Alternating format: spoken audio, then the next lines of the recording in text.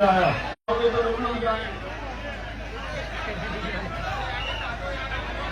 आपके उत्साह को समझता हूं।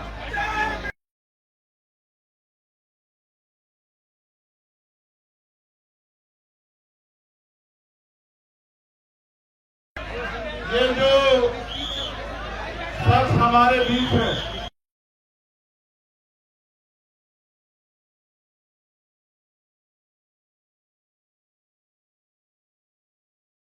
इस देश के लिए कई महत्वपूर्ण लड़ाई, लोगों को जगाने के लिए, लोगों को उनके अधिकार के प्रति जागरूक करने के लिए हम लोगों ने लड़के देखा है। और अच्छी बात यह है कि वो अपने लिए नहीं लड़ रहे हैं, ना उनको नौकरी चाहिए, ना उनको कोई पेपर लेना, ना उनको कोई नौकरी चाहिए सरकारी, ना उनको कोई पेपर देना है। और अगर वो अपनी जान को दांव पे लगा के यहाँ बैठे हैं और हटाए से नहीं हट रहे, इस बात का इनकलाब है, इस बात की चेतावनी हुकूमत को कि अब ज्यादा दिन तक उनकी डिक्टेटरशिप चलने वाली नहीं, उनको फैसला लेना पड़ेगा।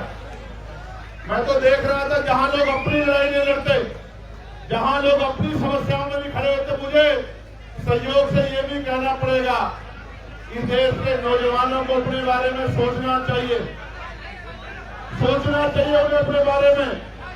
आज वो इसलिए घर से बड़े पैमाने पे नहीं निकल पा रहे हैं क्योंकि घर के लोगों को जाएंगे तो किसी मुसीबत का सामना करना पड़ सकता है। अगर आप अपनी लड़ाई अपने आप नहीं लड़ोगे तो आपकी लड़ाई कौन लड़ेगा। मैं पुनः धन्यवाद देता हूं इस मंच को, वो हमारी बहनें, हमारे भाई जो बैठे हैं भूख हड़ताल पे, अनशन पे, जो डटे हुए बारिश में, तूफान में, गर्मी में, सर्दी में। और मैं खुद आंदोलनकारी में जानता हूं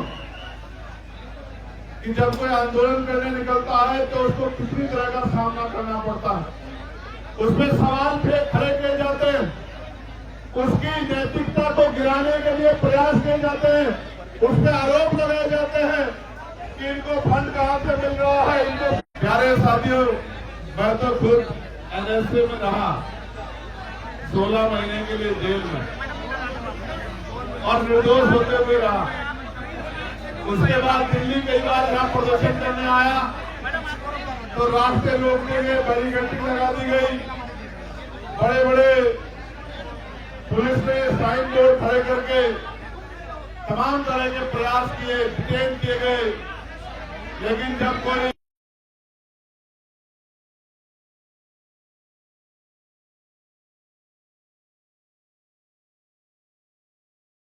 तो ये छोटी मोटी दीवारें उनको रोक नहीं सकती।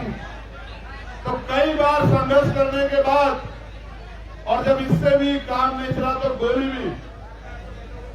भी खानी पड़ी। लेकिन मैं जिम्मेदारी से कह सकता हूं, ये मुल्क हमारा, ये देश हमारा, हम इस देश के नागरिक हैं।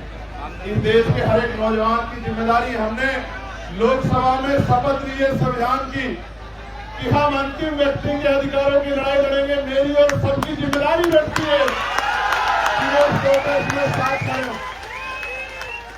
आप महसूस करके देखो, देश की हर मां चाहती है कि चंद्रशेखर आजाद और भगत सिंह पैदा हो, लेकिन हो पड़ोसी के हाथ में स्वागत नहीं। और मैं फिर कह रहा हूं, ये देश आंदोलन से बना है, ये देश आंदोलन से आगे बढ़ा है। इस देश ने आंदोलन से अंग्रेजों के पैर उखाड़ दिए थे और ऐसे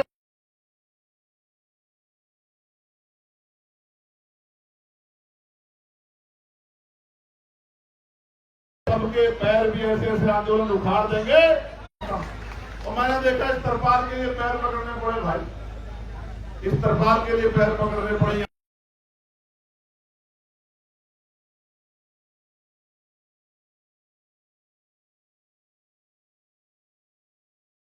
उससे भी कल इन्होंने कहा कि टीम ने कि भैया 20 तारीख को कूच करेंगे हम लोग। 20 को करोगे पक्का?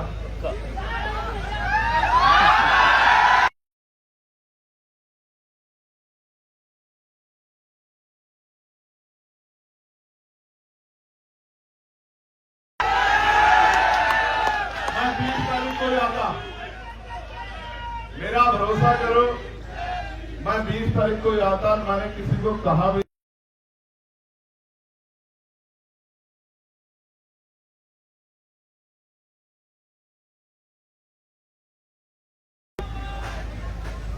इनकी वजह से आना पड़ा।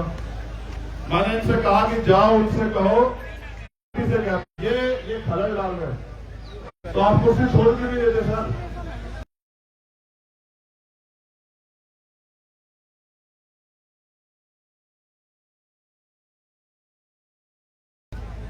सवाल ये है, सरकार अगर 3 किलोमीटर की बात नहीं सुन रही है तो क्या 300 किलोमीटर की बात सुन सकती है? सरकार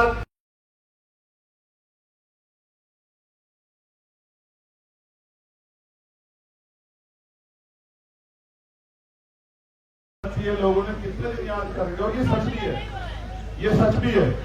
मैं बहुत कड़वी बात कह रहा हूं, जिनके बच्चों के लिए यहां लड़ा जा रहा है,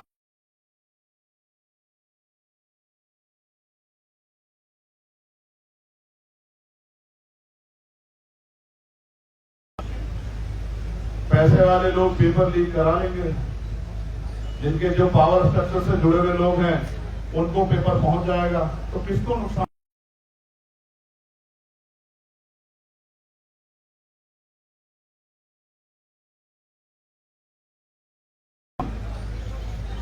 मैं तो उन बहादुर बहनों का भी धन्यवाद करता हूं, उनके हौसले का भी धन्यवाद करता हूं, जो डटी।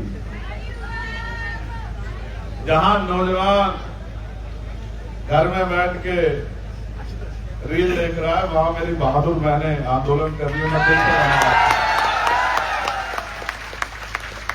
30 तारीख को आओगे नहीं आओगे बताओ?